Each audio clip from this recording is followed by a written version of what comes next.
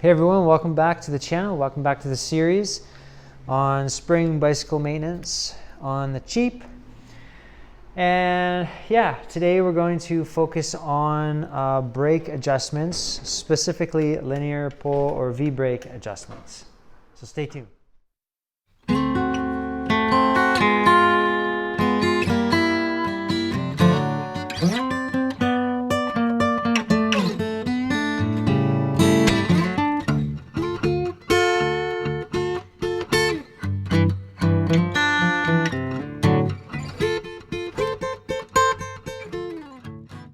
So the tools that you're going to need are a Phillips head screwdriver, flathead screwdriver, 5mm Allen wrench, needle nose plier. We're going to start with the front brake first. So the front brake is always on the left side, at least in Canada and the US. It's on the left side. So give that a little squeeze there, buddy. And you want to give that a squeeze and you see how far it comes back. See how far it comes back when he squeezes it. If yours comes back all the way to the handlebar, then you definitely have an issue. The other components in the brake system are the cable housing, which comes down to the brake noodle, which the brake boot protects the brake cable inside the noodle from like water or dust or dirt entering from outside sources to get inside the brake noodle, which inevitably causes rusting of the cable and just poor performance overall. And then the cable then runs into the cinch bolt or a pinch bolt and then out the other side, and then on the end we have a cable end cap. And that completes the front braking system. And the back brake system is the same thing. So what you want to do for a brake check before you make adjustments is you want to give the wheel a spin. And if it spins freely like this one is, then your brakes they don't need to be adjusted. If, for example, you try and spin your wheel and this happens, then your brakes need to be adjusted. Sometimes they just need to be pulled. So if you pull on the brake lever there, Owen, yeah. Sometimes it corrects itself, as you can see. But other times, and most times, it will not correct it. So Owen, if you want to give the wheel a really good hearty spin, okay, now hang on to the front stem of the bike and then squeeze the front brake really hard. Okay, you want to squeeze it as hard as you can. Make sure that that's not going anywhere, which it doesn't look like it is. And then release, and everything's good, and give the wheel a spin, and it's still free flowing. Excellent. So these brakes are pretty good. Okay, so what we were going to do is we're going to do a brake pad check. So in order to do that, you need to pull on the brake noodle and squeeze the two brake calipers with the other hands together. Squeeze and pull. There you go. Now let go. Oh, that's it.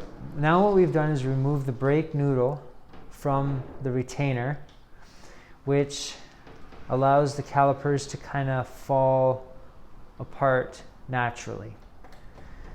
So now what you want to do is look at those brake pads.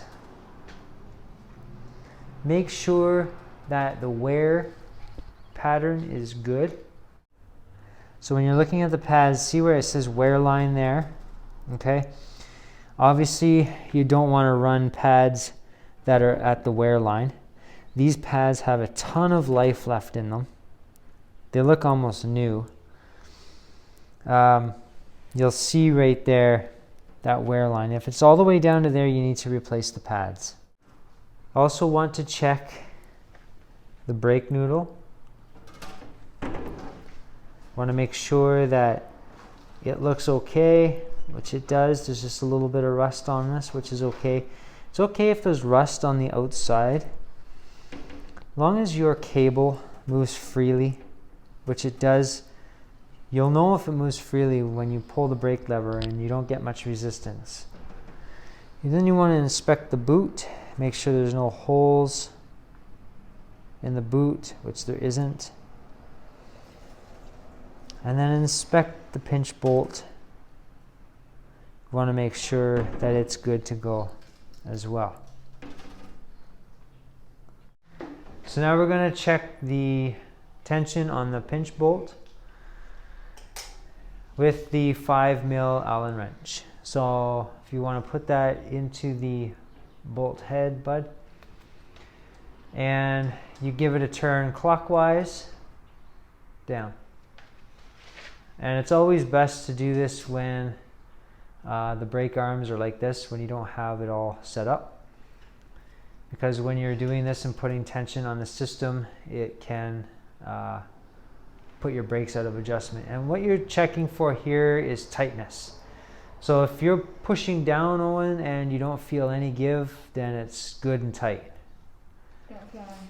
That's right. You want that tight, obviously, because if it's not tight, what happens? Your brakes fall off. No, they come apart.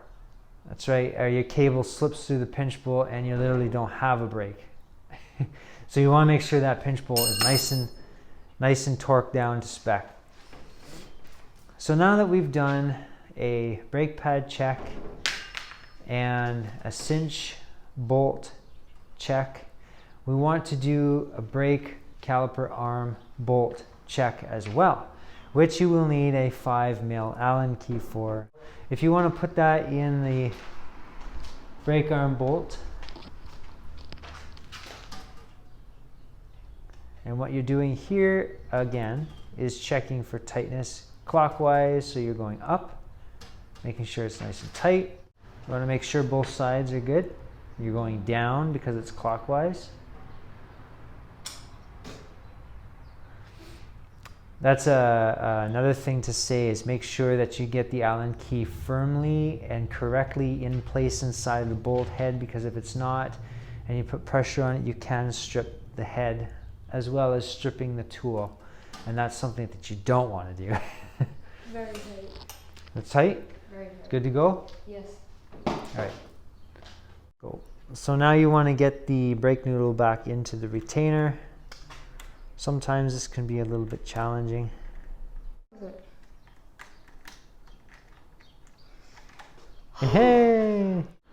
Okay, so now that we're here, at this point, you want to give the brake a quick squeeze just to automatically readjust the brakes and give the wheel a turn, and it's good.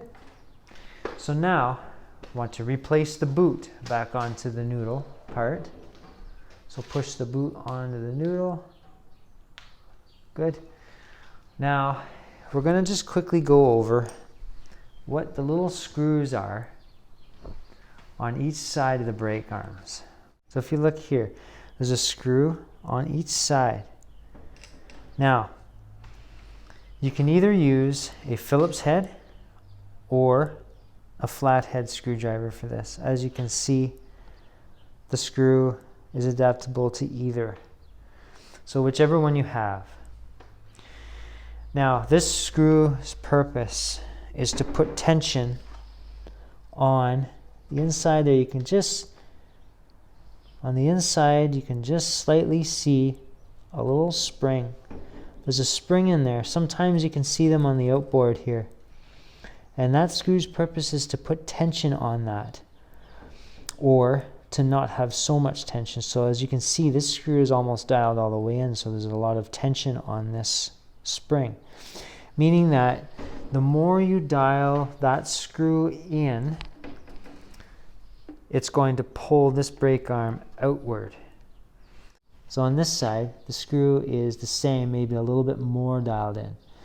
So there's a lot of tension on those two brake arms, which when you squeeze when you squeeze the brake lever and release, it releases both sides simultaneously, as you can see, right?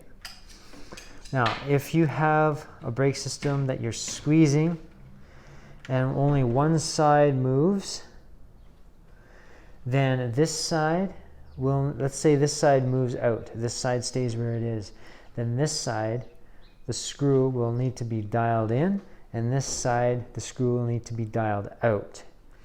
That way it brings it back into center balance. So that's what those two screws are for. And if you play around with that, you will get your brakes dialed. The goal is to have a brake caliper system that when you squeeze it, they both come in at the same time and both go out at the same time. In, out, in, out. And that will give you a free moving wheel. All right, everyone, so that's it for the brake adjustment video. Hope you found this helpful and interesting. And remember, what we did on the front brake is exactly the same for the back brake. Yeah, stay tuned for the next one.